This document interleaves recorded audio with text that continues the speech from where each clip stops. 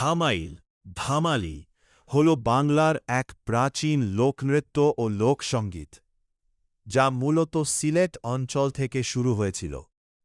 আজকের বাংলাদেশ, ভারতের বারাক উপত্যকা, ত্রিপুরা ও আসামের কিছু এলাকায় এই নাচ খুব জনপ্রিয়।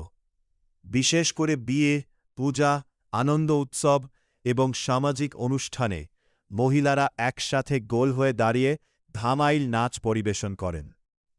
ধামাইল নাচের শুরু কিভাবে হয়েছিল? অনেক বছর আগে, যখন গ্রামে বিদ্যুৎ বা আধুনিক বিনোদন ছিল না, তখন মানুষ আনন্দ প্রকাশ করত গান, নাচ ও গল্পের মাধ্যমে। সিলেট অঞ্চলের গ্রামের মহিলারা একসাথে জড়ো হয়ে কৃষ্ণ রাধার প্রেম, ভক্তি, সুখ দুঃখ ও জীবনের নানা গল্প গানাকারে গাইতেন। সেই গান গাইতে গাইতেই ধীরে ধীরে হাততালি ও তাল মিলিয়ে গোল হয়ে নাচ শুরু হয়। এভাবেই ধামাইল নাচের জন্ম হয়।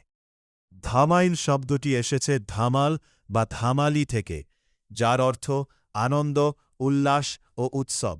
ধীরে ধীরে এই নাচ গ্রামের সংস্কৃতির একটি গুরুত্বপূর্ণ অংশ হয়ে ওঠে। ধামাইলে নাচের বিশেষত্ব: এই নাচ সাধারণত মহিলারা পরিবেশন করেন। সবাই গোল হয়ে ধীরে ধীরে তাল মিলিয়ে নাচেন। হাতে তালি দিয়ে গান গাওয়া হয়। ঢোল, করতাল, হারমোনিয়াম ইত্যাদি বাদ্যযন্ত্র ব্যবহার করা হয়। কৃষ্ণ রাধার লীলা ও লোকজীবনের গল্প ধামাইল গানের মূল বিষয়। বিয়ের সাথে ধামাইলের সম্পর্ক: আগে বাংলার গ্রামে বিয়ের সময় মহিলারা সারারাত ধামাইল গান গাইতেন। কনের বাড়িতে আনন্দের পরিবেশ তৈরি করতে এই নাচ খুব গুরুত্বপূর্ণ ছিল। এখনও অনেক জায়গায় গায়ে হলুদ বা বিয়ের অনুষ্ঠানে ধামাইল নাচ করা হয়।